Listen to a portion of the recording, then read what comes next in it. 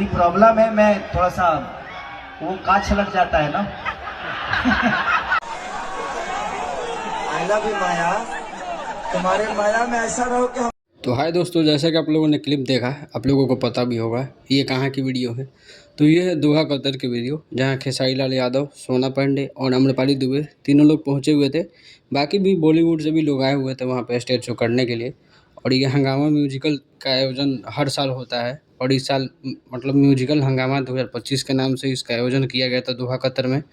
और खेसारी लाल यादव भोजपुरी से वहाँ पे पहुँचा था। ये तो बहुत बड़ी बात है भोजपुरी के लिए, क्योंकि वहाँ बिहार और नेपाल से काफ़ी ज़्यादा लोग काम करने मतलब पहुँचे हुए हैं। ऑडियंस में काफ़ी ज़्यादा लोग हैं, जो धनी मनी लोग भी हैं, वहाँ पे काम करने वाले मजदूर लोग भी हैं।